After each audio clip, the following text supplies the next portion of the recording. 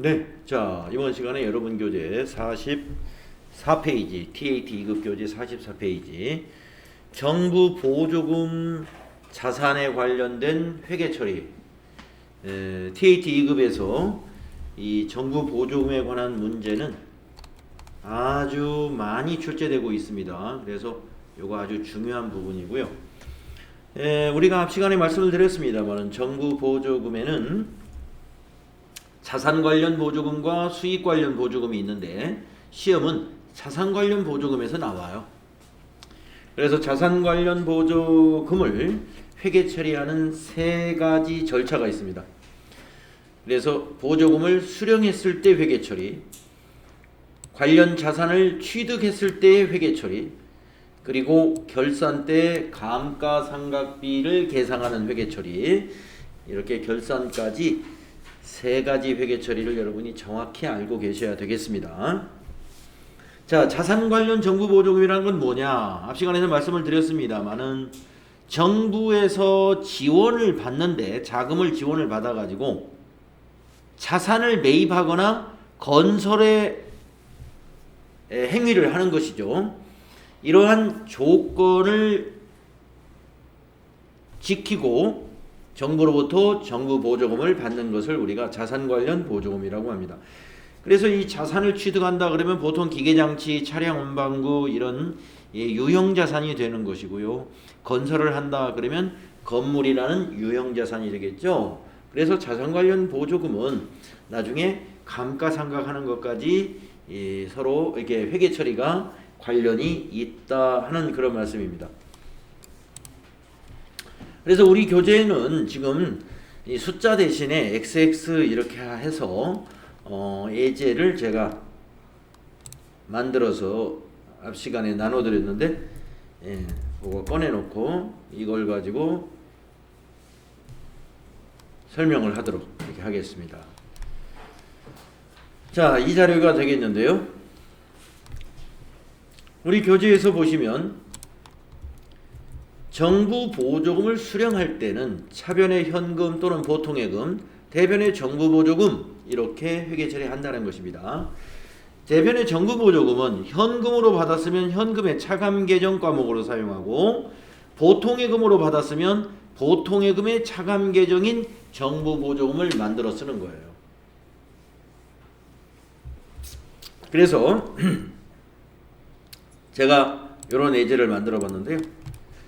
환경 개선에 필요한 기계를 도입하기로 하고 정부 보조금 3천만 원을 어떤 법령에 의해서 현금으로 받았다.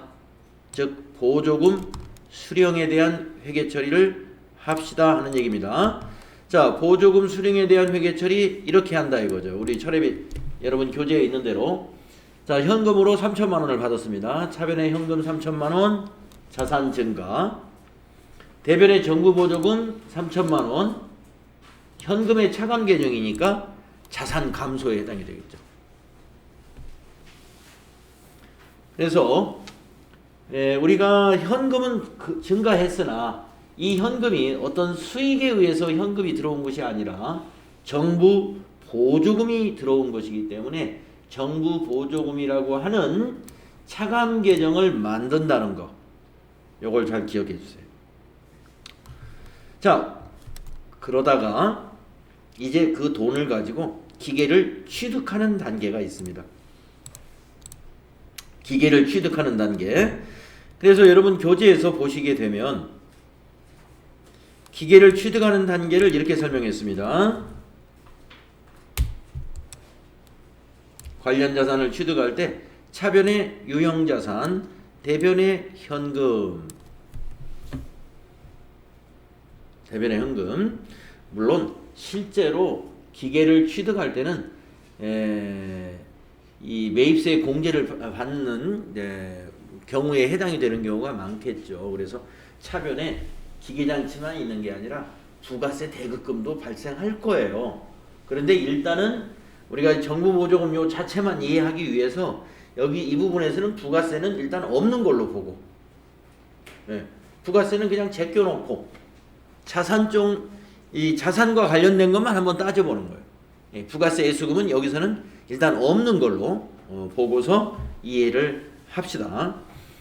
자, 그런데 우리가 만약에 이 자산을 우리 돈으로만 샀다면 이 분계로 끝납니다. 차변의 유형자산, 대변의 현금. 그런데 정부 보조금을 사용했잖아요. 그러면 이 정부 보조금의 이 현금의 차감 계정은 없어져야 되겠죠. 사용해버렸으니까. 그래서 정부 보조금 현금 차감 계정이 차변에 와서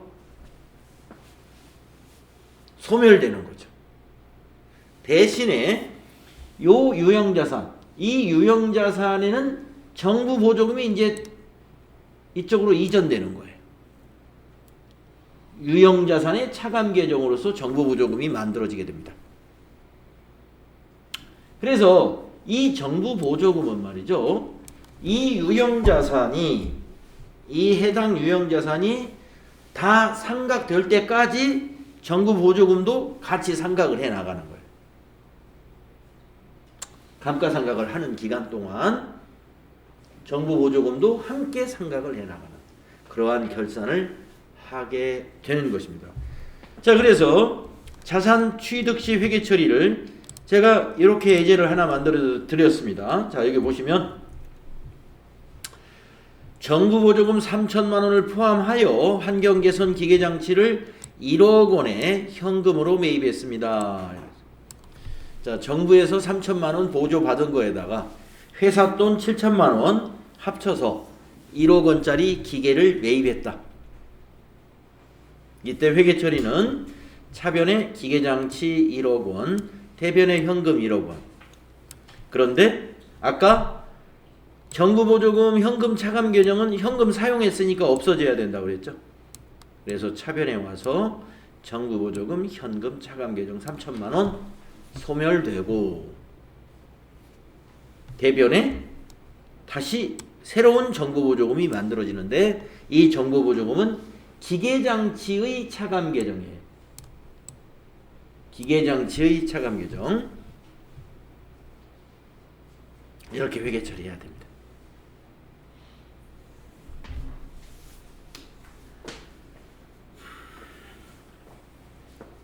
자, 이제 여기까지 이제 이해가 가셨죠?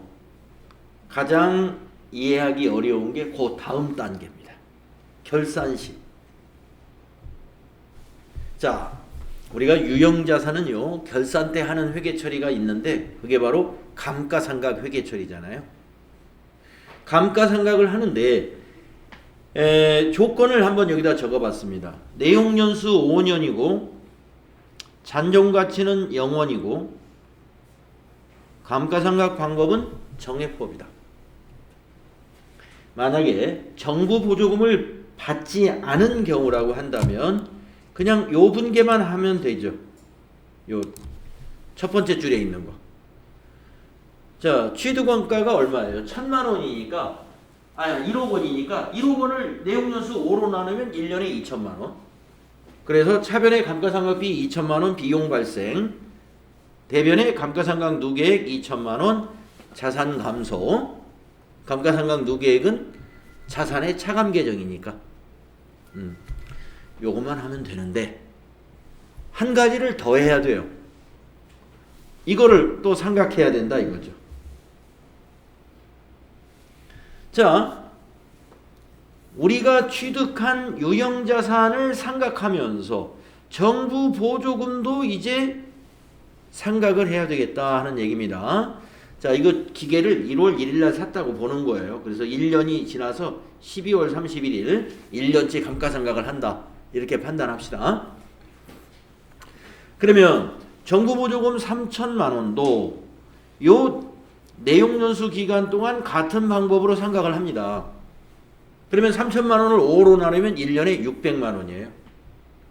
그래서 정부 보조금 상각 600만 원 여기서 차감시키는 거예요.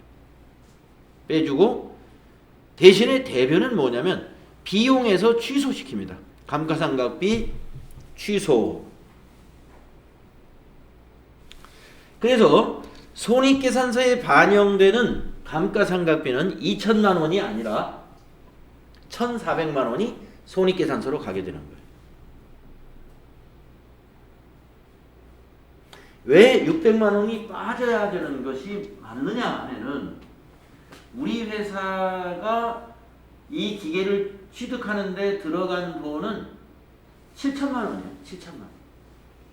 1억 원에 샀지만 그 중에 3천만 원은 정부 보조금이었고 우리 회사 자금이 들어간 것은 7천만 원입니다.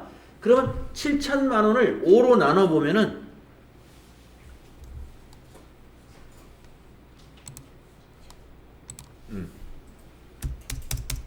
7천만 원을 5년간 상각한다?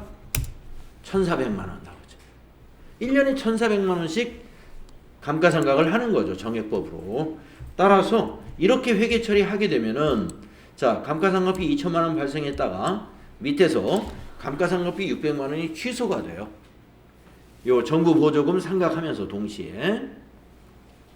그래서 손익계산서의 비용 발생은 1,400만 원만 발생하게 되므로 우리 회사의 자금으로 취득한 부분만 비용으로 계산이 되는 것입니다. 그래서 정부 보조금을 받은 자산에 대한 그 결산 시 감가상각은 기계장치에 대한 감가상각뿐만 아니라 정부 보조금에 대한 상각도 함께 하면서 비용이 감가상각비 비용이 대변에서 정부 보조금 상각한 것만큼씩 취소가 되어서 손익계산서에 반영되는 비용은 회사가 부담한 취득 부분에 대한 감가상각비만 반영이 된다. 이렇게 되겠습니다. 그래서 이제 분계가 이렇게 될 수 있다 이거죠. 요 두 개를 정리해버리면 분계가 또는 이렇게 회계 처리해도 된다. 이렇게. 그래서 보통 이렇게 이해하기 이게 더 이해하기 쉬울 거예요. 결산 시 회계 처리. 그래서 여러분 교재에서도 보시게 되면은 여기 결산 시 회계 처리는 차변의 감가상각비, 대변의 감가상각 누계, 차변의 정부 보조금, 유형자산의 차감 계정, 대변의 감가상각비 이러한 형식을 취하게 된다는 거죠. 자, 이 회계 처리는 거의 매 회차마다 TAT 2급 시험에서 출제가 된다는 사실입니다. 정확하게 알고 계셔야 되겠습니다. 자, 수익 관련 보조금은 시험에 안 나와요. 잘 안 나오는데 한번 보겠습니다. 정부 보조금을 수령했을 때 이 수익 관련 보조금이라는 것은 이미 수령하고 나서 우리가 뭔가를 조치할 것은 없어요. 조건이 되니까 정부 보조금을 받았기 때문에. 자, 그러면 차변의 현금, 대변의 정부 보조 수익으로 처리합니다. 받으면서 바로 수익으로 인식하면 돼요. 그러니까 차감 계정을 세우지 않아요. 정부 보조금 수령 시 특정 조건을 충족해야 하는 경우 그럴 때는 선수수익이라고 부채로 일단 인식합니다. 부채로 인식했다가 조건이 충족될 경우에 정부 보조금 수익으로 대체시키면 돼요. 네, 만약에 직원을 채용하는 조건으로 해서 정부 보조금을 받았다. 직원을 채용하는 조건으로. 그러면 직원을 아직 채용하지 않은 상태에서는 이렇게 분개했다가 직원 채용이 끝나면 이제 조건을 충족했죠. 그때 선수수익 차변에 오고 대변에는 이 정부 보조금 수익.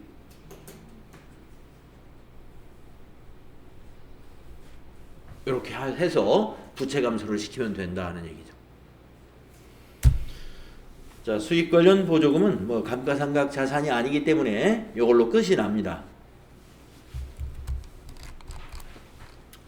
자, 이렇게 해서 여러분 유인물 정부 보조금의 자산 관련 정부 보조금의 회계 처리 3단계 수령 시, 취득 시, 결산 시로 나누어서 잘 이 숙지를 해둘 필요가 있겠습니다. 자, 이제 무형자산으로 가보겠습니다. 무형자산. 자, 무형자산이란 무엇인가? 자, 무형자산은 재화의 생산이나 용역의 제공, 타인에 대한 임대 또는 관리에 사용할 목적으로 기업이 보유하고 있으며 물리적 형체가 없지만 식별이 가능하고 기업이 통제하고 있으며 미래 경제적 효익이 있는 비화폐성 자산을 우리가 무형자산이라고 합니다. 자, 무형자산은 유형자산하고 비교해서 앞부분은 다 똑같아요. 재화의 생산이나 용역의 제공, 타인에 대한 임대나 관리에 사용할 목적으로 기업이 보유하고 있다. 이 점에서는 유무형자산의 차이가 없습니다. 그런데 물리적 형체가 없지만 유형자산은 물리적 형태가 있는 것이고요. 무형자산은 물리적 형체가 없습니다. 바로 이 물리적 형체가 없기 때문에 추가적으로 고려해야 될 사항이 있어요. 그래서 여기 식별이 가능해야 되고 기업이 통제하고 있어야 되고 미래 경제적 효익이 확실하게 있어야 되겠다. 이 세 가지가 우리가 추가적인 고려사항이라고 하는 겁니다. 무형자산의 추가적 고려사항이 뭐냐? 식별 가능성, 통제, 그 다음에 미래 경제적 효익.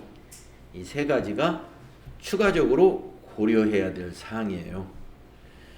자, 식별이 가능하다는 말은 뭐냐면은 그 무형자산이 말이죠. 분리 가능하다는 뜻이에요. 어디에 귀속되어 있는 것이면 안 돼요. 독립성을 가지고 있어야 된다. 그래서 그것이 독립적이어야 그것을 타인에게 임대할 수도 있고 타인에게 매각할 수도 있고 또는 다른 거래 기업과 교환할 수도 있고 아니면 분배할 수도 있고 이러한 통제를 다 할 수 있게 되는 것이죠. 식별 가능하지 않을 경우에는 우리가 그 자산, 그 무형자산을 어디에 남에게 임대해 주거나 또는 매각하거나 교환 거래를 하거나 분배할 수가 없는 것이죠. 그래서 식별 가능성과 통제는 거의 같은 내용입니다.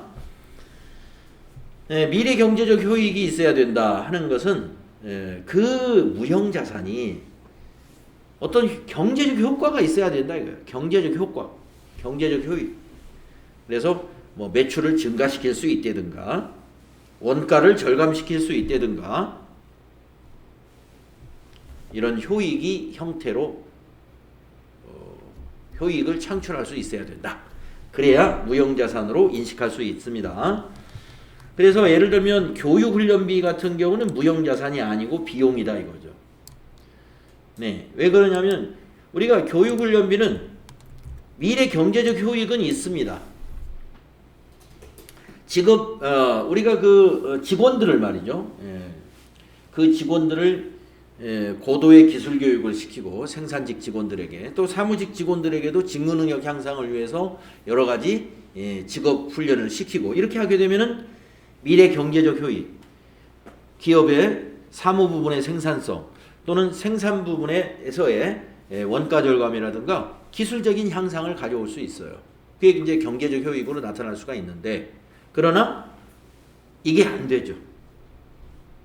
교육훈련비 기업이 통제할 수가 없습니다. 왜냐하면 사람에게 투자를 한 것이기 때문에 이거 사람이라는 것을 말이죠. 다른 어떤 유형자산하고 다르게 뭐 임대라든가 매각이라든가 교환거래라든가 뭐 분배한다든가 이런 거 불가능한 것이죠. 또 마케팅 비용이라는 것도 우리 광고 선전비를 보시면 되는데 광고 선전을 통해서 우리 기업의 이미지가 좋아지게 되면은 매출이 증가할 수 있고요. 그것이 바로 매출 증가, 즉 수익을 창출할 수가 있는 것입니다. 그래서 광고를 하죠. 이미지를 좋게 하기 위한 광고도 하지만 제품을 알리기 위한 광고도 한단 말이에요. 제품이나 상품을.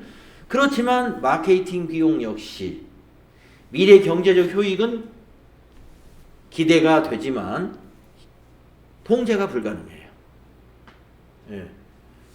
그것을 우리가 다른 유형자산 이런 임대 또는 매각, 교환 이런 거 불가능하죠.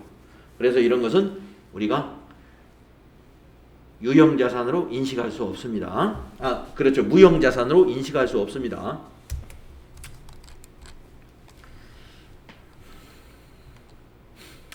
이게 바로 지금 말씀드린 그런 내용이었어요. 무형자산의 인식에서 추가적으로 우리가 충족해야 될 조건, 식별 가능성, 통제, 그리고 미래 경제적 효익을 이해하시면 돼요. 자, 내부적으로 창출한 무형자산에 대해서 알아보겠는데요. 내부적으로 창출한 무형자산이라 그러면 특허권이라든가 뭐 실용신한권, 상표권 이거 내부적으로 창출할 수 있습니다. 그 다음에 개발비가 내부적으로 창출할 수가 있는데요. 개발비라 하는 것은 개발 단계에서 사용된, 지출된 비용이에요. 개발비라 하는 것은. 그래서 이제 우리가 이 내부 창출 무형자산 중에서 연구 단계하고 개발 단계를 명확하게 구분할 수 있을 때 그것이 개발 단계의 것만 개발비로 인식할 수가 있고, 명확하게 구분이 안 되면 그것은 연구 단계에서 발생한 비용으로 회계 처리를 해야 된다. 이 내용입니다. 그러면 우리가 이제 연구 단계라는 것은 어떠한 단계를 우리가 연구 단계라고 할 수 있느냐? 여기 네 가지로 구체화시켜서 박스에 넣어놨어요. 자, 새로운 지식을 얻고자 하는 활동은 연구 단계에 해당돼요. 이건 무형자산이 될 수 없어요. 두 번째, 연구 결과 또는 기타 지식을 탐색, 평가, 최종 선택 및 응용하는 활동에 들어가는 비용들, 이것도 연구 단계로 봅니다. 비용 처리해야 된다. 세 번째, 재료, 장치, 제품, 공정 시스템, 용역 등에 대한 여러 가지 대체안을 탐색하는 활동에 들어가는 비용들, 이것도 연구 단계 비용으로 비용 처리해야 돼요. 또 새롭거나 개선된 재료, 장치, 제품, 공정, 시스템, 용역 등에 대한 여러 가지 대체안을 제안하고 설계, 평가 및 최종적으로 선택할 때까지의 활동. 네, 이것도 다 연구 단계예요. 그래서 연구 단계라 하는 것은 여기에 들어가는 것은 전부 다 무형자산이 아니라 판매 관리비 비용으로 처리한다, 이런 의미입니다. 그러면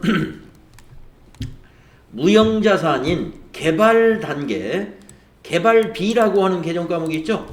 개발 단계에 지출된 비용은 개발비라고 하는 무형자산으로 잡을 수 있어요. 내부 창출 무형자산 중에 개발비, 이 무형자산이 될 수가 있습니다. 그러면 개발 단계의 활동은 어떠한 활동을 개발 단계라고 할 수 있느냐? 요 네오 박스에 두 개로 있는데요.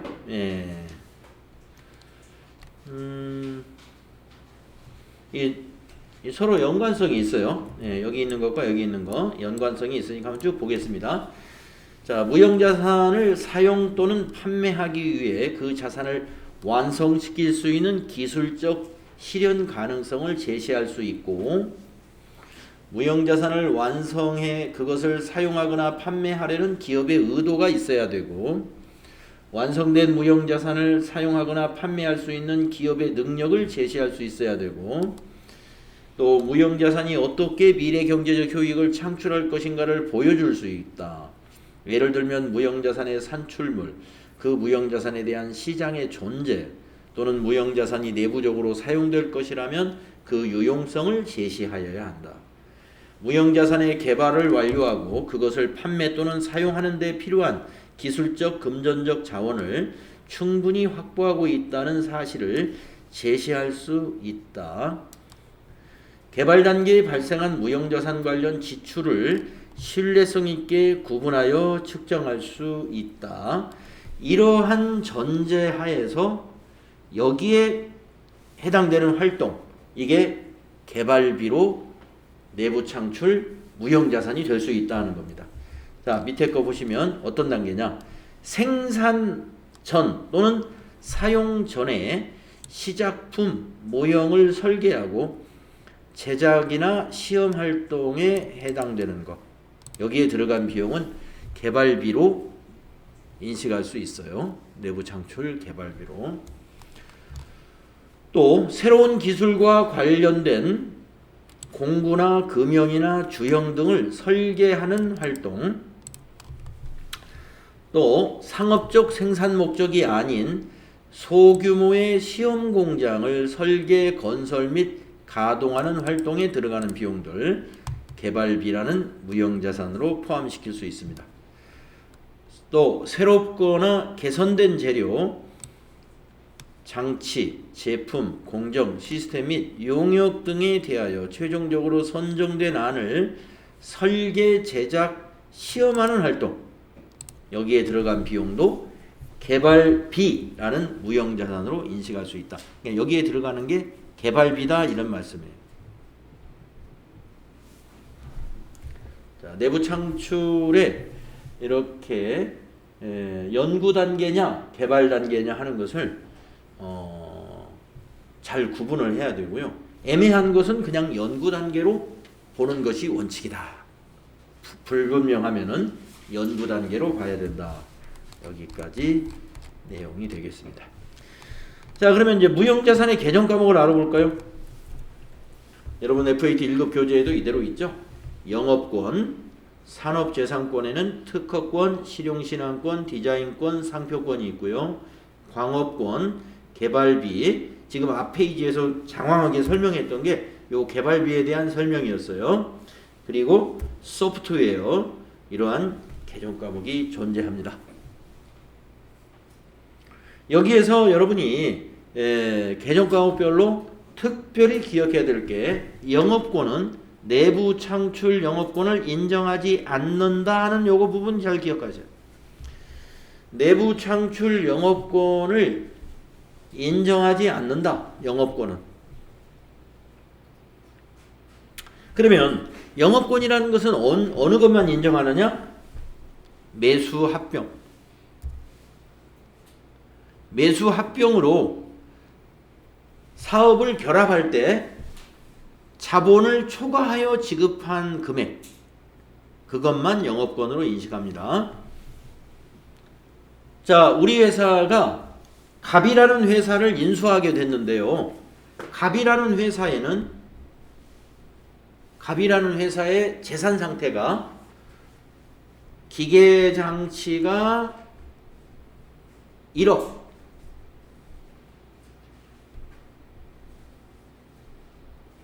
건물이 1억, 토지가 1억, 이렇게 된다고 보겠습니다. 자, 갑이라는 회사를 우리가 인수할 거예요. 그런데 그 회사의 재산을 감정을 해보니까 기계장치 현재 가치 1억, 건물의 현재 가치 1억, 토지의 현재 가치 1억, 그러면 3억이 되겠죠. 그래서 갑회사의 감정가가 3억이 나왔습니다. 그러면 3억에 인수를 할 수 있어야 되는데 갑회사에서 5억을 달라고 그랬어요. 5억. 아니, 감정이 3억인데 왜 5억을 달라고 하느냐? 2억은 자기네들의 영업권으로 요구를 하는 겁니다. 예. 당신네 회사가 우리 회사를 인수하게 되면 당신네 회사의 이러이러한 점들이 좋아지고 하는 것은 우리 회사에 이러이러한 부분이 있기 때문에 그런 부분을 돈으로 요구하게 되는 거죠. 그게 뭐냐면 프리미엄을 더 요구하는 거잖아요. 그러면 우리가 그럴 만한 가치가 있으면 5억을 주고라도 사야 되고요. 그게 가치가 없으면 거래는 성립이 안 되는 거죠. 그래서 만약에 5억으로 결합을 했습니다. 인수했어요. 그러면 요 3억은 우리 회사 기계장치로 회계 처리하면 돼요. 차변에. 기계장치 1억, 건물 1억, 토지 1억 다 잡으면 됩니다. 그럼 나머지 2억은 뭘로 잡느냐 이거예요. 나머지 2억을 영업권으로 기록한다 이거예요. 차변의 영업권. 자, 이게 이 말이에요. 자본을 초과하는 금액을 영업권이라고 한다. 맞죠? 그래서 아까 차변에 기기장치 1억, 차변에 건물 1억, 차변에 토지 1억, 그리고 나머지 영업권 2억 이렇게 차변에 기록하고 대변에 만약에 보통예금에서 이체시켰으면 보통예금 대변에 5억 이렇게 회계처리한다.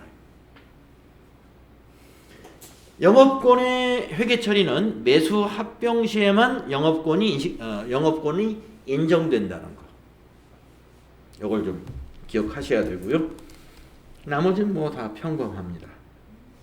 그리고 앞 페이지에서 나왔던 이 개발비에서 연구 개발비냐 그냥 개발비냐 하는 그 구분, 그 구분에 대해서 시험에 잘 나오는 편이에요. 구분 잘 해주시면 됩니다. 그래서 여기 무형자산에서는요, 영업권하고 개발비 쪽이 시험에 나올 확률이 좀 높아요.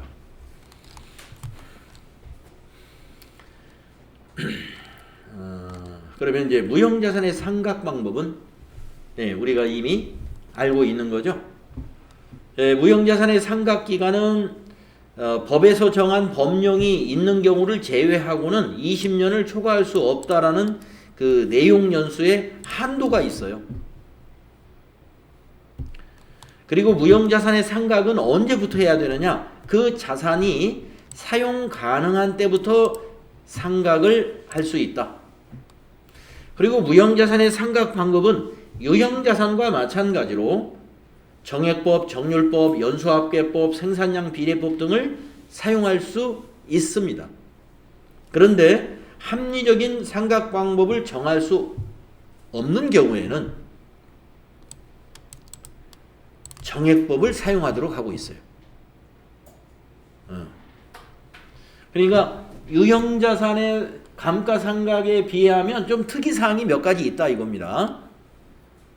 20년을 초과할 수 없다라든가 자산이 사용 가능한 때부터 시작을 한다든가 유형자산은요 취득한 때부터 따져야 돼요. 상각기간을 유형자산은 취득해가지고 사용을 안 했다? 그건 사용 안 했다고 해서 감가상각을 안 하는 건 아니에요.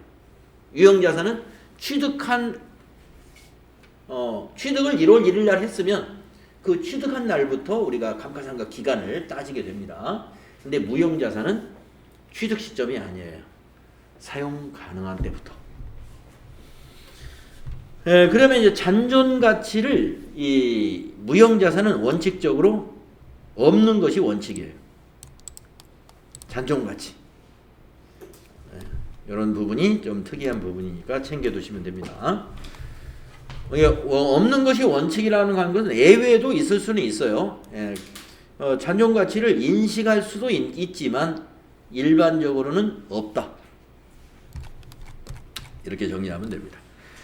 그리고 무형자산의 상각은 차변에 오는 비용이 감가상각비가 아니고 여러분 알다시피 무형자산 상각비죠. 우리가 차변에 오는 감가상각비는 유형자산을 상각할 때 쓰는 비용 개정 과목이에요. 무형자산을 상각할 때는 감가상각비가 아니라 무형자산 상각비. 이것도 판매관리비입니다. 그리고 대변에 직접 상각이다. 개발비, 영업권 이렇게 직접 자산에서 감소시켜요. 무형자산은 직접 상각하고 유형자산은 감가상각 누계액이라고 하는 자산의 차감 계정으로 간접적으로 상각하고 그런 것이 차이가 있죠. 자, 이제 무형자산 정리 끝났고요. 기타 비유동자산의 해정 과목은 뭐가 있을까요? 임차보증금, 전세권, 장기외상매출금이나 장기성 받으러움이 이 기타 비유동자산의 개정 과목이고요. 뭐 여기에 추가로 제가 설명드릴 건 없을 것 같아요.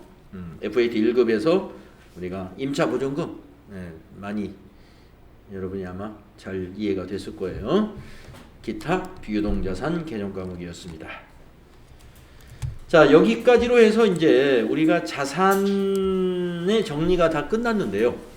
이 자산 정리 중에서 이미 FAT 1급의 기초 외에 좀 추가적으로 TAT 2급에서 덧붙인 것들이 좀 많이 있었죠. 아까 그 정부 보조금에 관한 것이라든가 이런 것들만 추가적으로 좀 알아두시면 됩니다.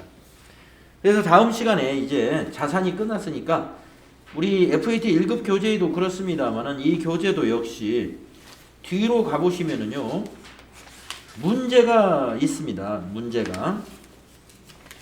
그래서 자산 부분까지 뒤에서 우리가 옛날에 그 FAT 1급 교재에서는 유형별 연습 문제다 그랬는데 여기서는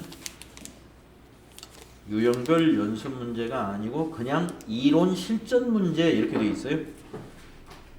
그래서 197페이지 재무회계 197페이지로 넘어가서 다음 시간에 거기 문제를 좀 풀어보도록 하겠습니다. 네, 10분간 쉴게요.